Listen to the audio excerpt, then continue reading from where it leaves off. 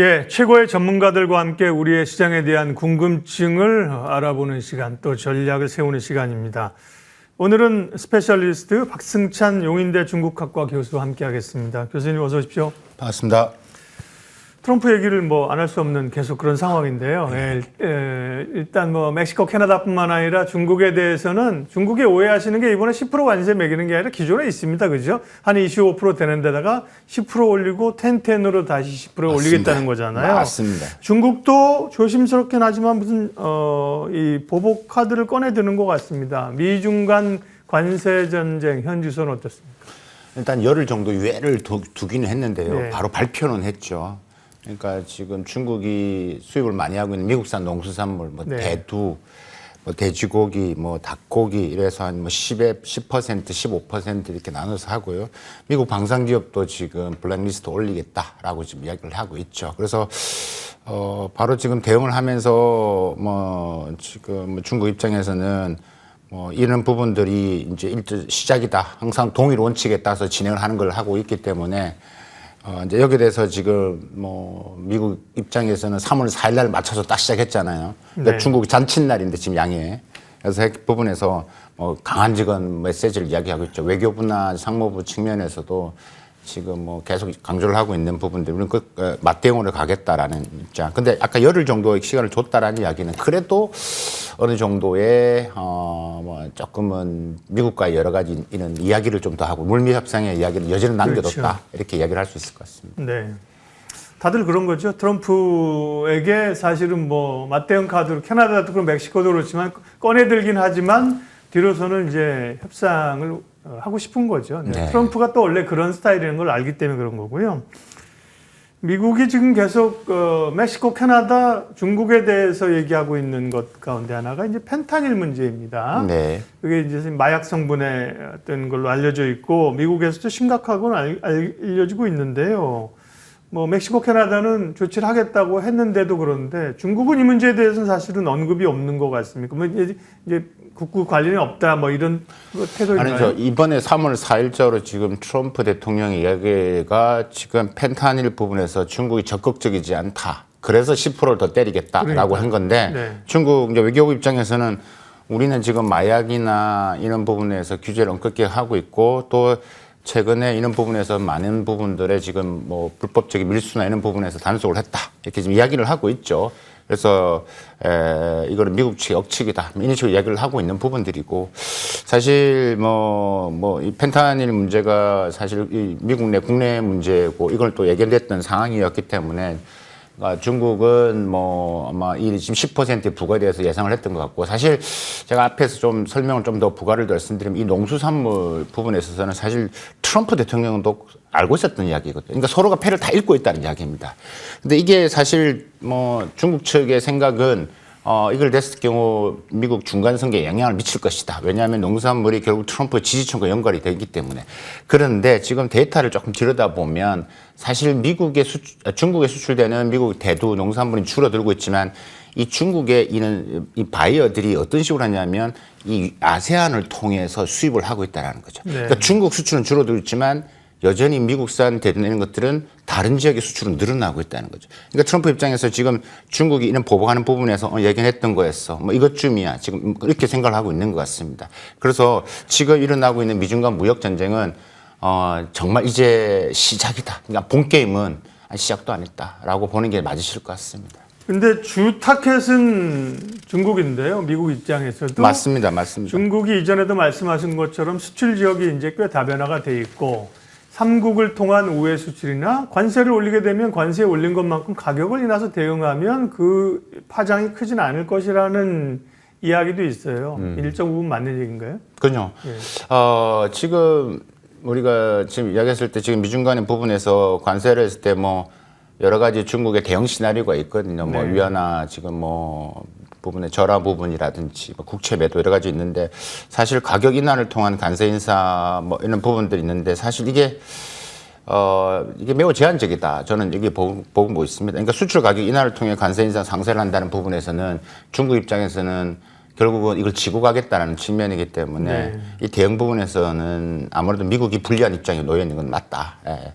그래서 근데 이게 전반적으로 중국은 어떤 생각을 갖고 있냐면 이게 미중 간의 이런 무역 전쟁이 되면 결국은 미국의 디플레이션이 심각해질 것이고 트럼프 1.0의 데이터를 보더라도 결국은 미국이 일자리가 더 줄어들 것이다. 이런 생각을 갖고 있기 때문에 단순히 수출 가격 인하를 통한 간세인 상세 부분들에 대해서는 단기적인 부분에서는 큰 영향이 없다. 그래서 제한적이다라고 말씀드릴 수 있을 것 같습니다. 네. 사실 뭐 캐나다 트루도 총리도 이 당선인 시절에 쫓아가서 해결하려고 했는데 사실 망신만 당하고 왔고 맞습니다. 결국은 자기가 물러나는 그런 수준이고 다른 나라들은 어쨌든 간에 우방 국가들은 뭘 풀려고 하는데 중국은 만만치 않죠, 그죠? 네. 쉽게. 예. 그러니까 지금 문제는 정부의 생각과 기업들이 다르다라는 거죠. 네. 그래서 아까 지금 농수산물도 우회로 지금 중국도 들어가고 네, 네. 있다라는 것들이죠. 예. 그래서 특히 지금 농수산물 대두 같은 경우는 태국하고 베트남을 통해서 수출이 미국의 대두가 많이 수출됐습니다. 그게 또 중국으로 흘러 들어가고 있다라는 것들 그런 정황들이 보이고 있거든요. 예. 그래서 이제 이런 부분들이 매우 복잡한 한중 관계 속에 지금 미중 관계에서 지금 부딪히면서도 또 기업들의 생존을 위해서 지금 우회를 방법을 찾고 있는 이 형태입니다. 중국 내부로 시각을 좀 들려서 양회 얘기를 하겠습니다. 양회, 두 개의 회인 거죠. 네. 정협과 전인대인데요. 전인대가 오늘 시작됐고 아까 자막 나오는 거 보니까 올해도 5% 안팎의 성장 목표 이런 게 이제 막 제시가 되는 것 같은데요. 방송 전에도 뭐 실시간으로 그 얘기 막 들으시더라고요. 상황 좀 알려주십시오. 지금 최근에 지금 뭐 가장 이슈가 있고 오늘 지금 양회가 전 세계 지금 가장 관심을 갖고 있는 내용입니다. 네. 왜냐하면 지금 중국 경제가 또 안 좋고 그다음에 또 트럼프 대통령 트럼프 2.0의 대중국 관세가 더 심화되기 때문에 중국이 어떻게 버틸 것이냐라는 여러 가지 관심을 가지고 있죠. 지금 제가 방송 들어오기 전까지 방송을 네. 중국에 있는 지금 리창 총리의 양해 정보무복을 듣고 들어왔습니다. 네. 그러니까 예상했던 대로 크게 세 가지의 큰 줄기인 것 같습니다. 첫 번째는 2024년도 경제성망 이제 정리를 했고 2025년도 목표치를 제안했습니다. 거기 5%의 내외 성장률을 하겠다라고 이야기를 했고요. 그다음에 이제 그런 측면에서 적극적인 재정 정책, 통화 정책을 이야기했습니다.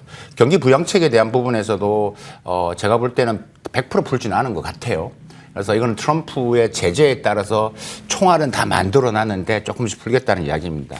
일단 재정 적자율 부분에서 일단 기존에 다르게 예견됐다시피 작년에 3%에 4%로 좀 상향 조정을 했습니다.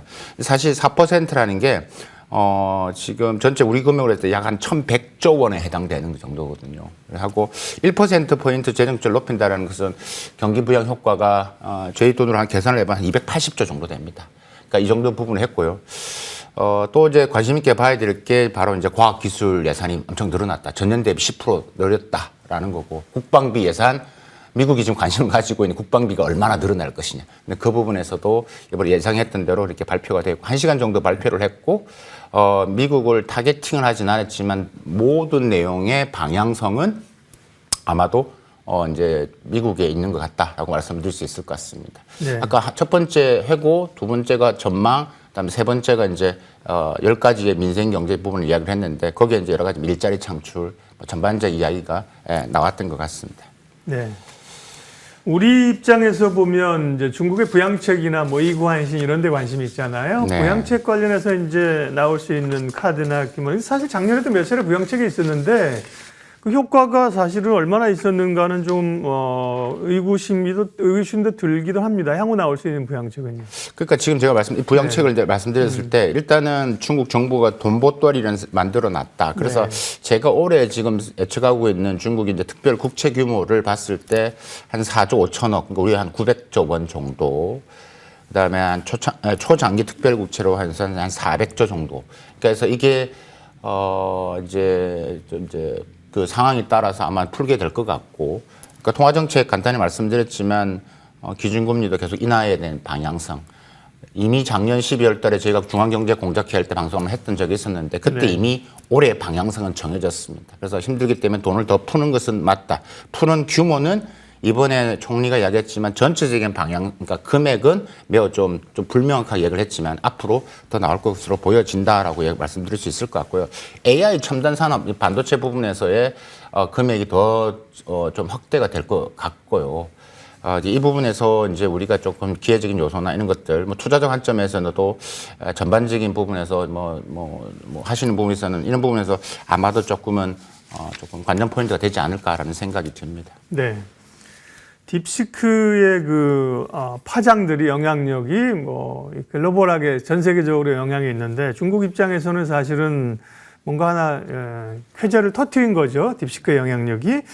그러면서 사실은 이제 반도체 굴기로 반도체를 잡으려고 했는데 장비 안 팔고 하니까 못 팔고 그다음에 전기차로 전 세계 패권을 잡아보려고 하는데 미국, 유럽에서 막아버리고 AI를 통한 중국의 어떤 그런 이것도 AI 굴기라고 표현할 수 있나요? 투자나 관심은 이제 어떤 것들입니까? 이걸 이렇게 보시면 AI 요번에도 지금 아마 전반적으로 첨단 산업에 대한 강조를 이창 총리가 했거든요. 예. 제가 한 시간 들으면 느꼈던 것은 분명히 있습니다. 그러니까 첨단 산업의 제조, 그러니까 첨단 산업 그러니까 제조의 부가가치를 더 올리겠다, 경제 체질을 바꾸겠다라는 이야기입니다. 그러니까 그만큼 경제 유발의 효과를 더 확산하겠다라는 부분들이 있기 때문에 오히려 첨단 제조에 대한 부분들을 더 많이 이제 하고 인프라 투자도 지금 우리 돈으로 지금 100조가 훨씬 넘는 돈을 또 투자를 더 한다라고 했기 때문에 거기에 많은 부분들이 첨단 제조로 들어갈 것 같습니다. AI 아까 말씀하셨는데 이 지금 부분에서 중국이 생각하는 부분에서는 사실 저희들 같은 전문가 입장에서는 딥시크가 매우 예견되어 있던 부분들이고 앞으로 딥시크 제2의 제3의 딥시크가 나올 수 있다라고 보는 게 그만큼 중국 정부가 이 생태계를 만들고 있다라는 거고요. 또 하나 제가 다른 방송에 안 했던 이슈가 뭐냐면 바로 중국 정부가 지금 하고 있는 글로벌 AI 이니셔티브라는 걸 지금 하려고 한다. 그러니까 이번에 딥시크의 방점은 뭐냐면 오픈소스를 했다는 거지 않습니까? 공개했다라는 거기 때문에 이런 개방성, 포용성을 강조를 하고 있습니다. 그래서 주변국들한테 이런 이제 AI 부분에서 중국이 이런 오픈한 것들에 대해서 이제 그 이니셔티브를 하면서 모으기 시작하는 거죠. 그래서 이제 AI 굴기가 아니라 이제 글로벌로 나가서 이제 AI 실크로드를 만들려고 하는 것입니다. 근데 그걸 데이터를 가지려고 하고 있고. 그러니까 이거는 또 미국이 결코 원치 않는 방향으로 가는 것들이죠. 그래서 이번에 총리가 했던 말 중에 제가 기억나는 게 또 하나가 뭐였냐면 유난스럽게 미국 이야기는 않지만 누구나 알 수 있지만 우리가 뭐 브릭스 플러스, G20 정상회의, 그다음에 한중일 FTA 얘기까지 나옵니다. 이걸 더 키우겠다. 그만큼은 우군을 더 확보하겠다는 이야기죠.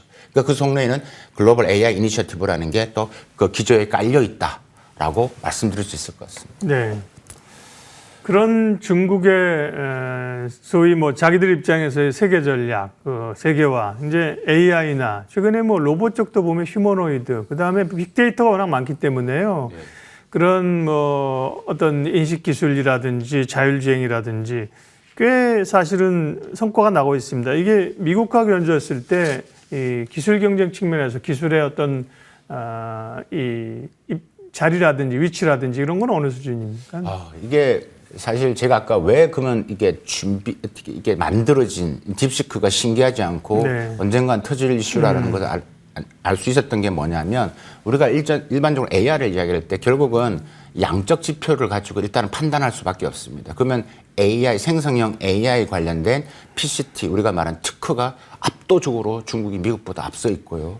그 다음에 이제 AI 관련 논문을 보더라도 지금 말씀한 데이터는 다 지금 미국 데이터를 혹은 글로벌 데이터를 말씀을 드리는 겁니다. 이런 부분이 있다. 근데 우리가 좀 제일 흥미로운 것은 뭐냐면 이런 중국의 AI의 굴기는 저는 개인적으로 미국이 만들었다. 지난 트럼프 1.0에서부터 지난 5년 동안 지금 말씀드린 PCT라든지 AI 논문 이런 것들이 급증하기 시작합니다. 그러니까 2018년하고 2023년 대비해서 차이가 워낙 크게 난다라는 거예요. 그래서 이런 생태가 만들어졌고 중국의 AI 관련 학과가요. 한 535개 대학이 있습니다. 와우, 예. AI 단과 대학만 해도 60개 정도 있습니다. 단과 대학만. 그러니까 뭐 예를 들면 우리가 스템 전공자라고 하지 않습니까? 뭐 수학, 엔지니어링 이 전공자가 AI 기본인데 여기에 박사생 배출이 작년 기준에 중국이 거의 한 7만 8천 명 정도 되고요. 미국을 비교해서 보면 미국이 한 4만 명 정도 되는데 그 4만 명의 미국 토종 미국인은 한 60%, 나머지 40%는 다 외국인인 거죠. 그 차이가 많이 나는 거죠. 그러니까 이런 기본적인 생태계 성장을 하다 보니까 뭐 지금 항저우에서 나왔다라고 지금 하고 하지만 선전도 마찬가지고요. 그러니까 매우 지금 뭐 고무되어 있는 상태고 이런 상황 발전하고 있는 것들이죠. 그런 것들 영향으로 테크를 중심으로 중국 주가도 꽤 올랐습니다. 사실 뭐 중국 본토는 그렇게 많이 오른 건 아닌데 홍콩 쪽에 테크주들이 많이 올랐지 않습니까? 주식시장 입장에서 중화권 증시 좀 평가해 주시면. 지금 일단은 제가 강조를 하는 게 부동산은 여전히 힘들다. 이거는 분명히 중국 정부도 인정을 하는 부분들이기 때문에 그러면 소비가 지금 수출이 작년에 공헌도가 높기 때문에 5%를 방어를 했는데 올해도 5% 이야기를 했는데 뭘로 방어할 것이냐. 그럼 수출 아니고 결국 소비밖에 없습니다. 그렇죠. 그러면 소비는 이제 아까 말한 이구환신이나 여러 가지 이런 부분들을 진행할 것이고요. 근데 소비를 하기 위해서는 사람들이 투자 심리는 여전히 얼어 있거든요. 소비 심리가. 그러니까 결국은 부동산이 안 되려면 결국은 그러니까 증시이기 때문에 중국 정부가 중국 증시, 특히 테크 기업 위의 증시를 올리는 거는 저는 분명하다 보고 지금 우리가 중국 증시를 한번 볼 필요가 있다. 우상향에 대한 부분들 관심 있게 보는 게 맞고 그런 부분에 있어서 뭐 소비뿐만 아니라 지금 테크 중심으로 일어나고 있는 지금 공동 부위에서 시진핑 주석의 스탠스가 바뀌었지 않습니까? 먼저 선불원하고 공동 부위를 하라고 했기 때문에 이런 부분에서 이런 증시 방향의 우상향은 저는 어느 정도 일정 기간 계속 지속될 것으로 보고 있습니다. 네. 우리 입장에서는 뭐 여러 가지 고민들이 있는 상황인데요. 뭐 외교적인 또 대응이 있어야 될 것이고 특별히 경제적인 측면에서 그런 미중 간에 다시 일어나는 격돌 우리가 좀 활용하거나 대응할 수 있는 방안들은 어떤 걸까요? 일단은 최근에 우리가 반도체 관련해서 전문가들이 반도체도 우리를 앞섰다는 기사가 많이 떴습니다. 충격이었죠. 그러니까 이번에 또 반도체 수출이 지난 2월 달에 96억 달러 또 떨어지기 시작했죠. 그러니까 반도체가 대중국 수출의 핵심인데 반도체 이런 거 떨어지면서 지금 대중국 수출이 점점 떨어지고 있고 우리가 수출로 해서 먹고 사는 나라 입장에서는 이제 지금 버거운 상태죠. 그래서 이제 우리가 봤을 때 우리가 대응이라고 했을 때 일단은 우리가 첨단 산업 부분에 선택과 집중이 좀 필요합니다. 그래서 우리가 다 할 수는 없기 때문에 그 선택과 집중이 필요하고 AI 생태계를 일단은 정부 차원에서 수직 기어라, 수평 기어라를 매우 만드는 작업도 일단은 진행이 돼야 되고요. 지금 뭐 바쁘게 움직이고 있는 것 같습니다. 저도 뭐 정부 일을 많이 가지만, 근데 이게 말로만 끝나는 게 아니라 뭐 보셨다시피 우리 모 대학의 전명대학의 이공계 전공의 지원자가 미달이 내린 사태, 다 의대를 가고 이런 사태가 벌어지기 때문에 부모들이 그러잖아요. 아니 불확실하니까 안 보낸다는 거예요, 이공계를. 근데 중국은 아까 제가 535개 대학 말씀드렸지 않습니까? 확실하거든요. 그러니까 석사만 나와도 우리 연봉으로 우리 계산할 때 한 1억 5천만 원 정도 받습니다. 그러니까 보내는 거죠. 그러니까 우리가 이런 부분들에서 있는 부분을 갖고 지금 미중 간의 부분은 이제 시작이다라고 보시고 우리 기업들은 그러니까 결국은 양쪽 부분들을 다 고민을 해야 됩니다. 이 때문에 결코 중국이 무너지지도 않을 것 같고 이 팽팽한 인것들은 앞으로 4, 5년은 계속 간다라고 봤을 때 이런 전략적인 측면에서 기업이 좀 더 이제 균형적인 측면 뭐 이런 방법론을 모색해야 되는데 사실 미중 간에 있는 대립에서 기업이 할 수 있는 건 매우 제한적이잖아요. 그러니까 정부가 그러니까 뭐 정확한 스탠스, 그다음에 이런 균형 외교가 따라주지 않으면 결국 그 지금 밀려오는 중국의 뭐 테크노 지금 뭐 레드 테크노 공습이 시작됐는데 이게 더 심화될 것으로 저는 이제 전망을 하고 있습니다. 네. 최고의 전문가들과 함께 살펴보는 스페셜리스트 내일 예고 잠깐 하겠습니다. 내일은 조선주 뭐 미국하고의 어떤 수혜를 받는 또 대표적인 섹터가 조선주 아니겠습니까? 신영증권 엄경화 연구위원과 함께 조선주의 기회와 최근의 변동 요인들 내일 집중적으로 살펴보겠습니다. 오늘 스페셜리스트는 중국 관련된 얘기 용인대 중국학과 박승찬 교수님 함께했습니다. 고맙습니다. 감사합니다.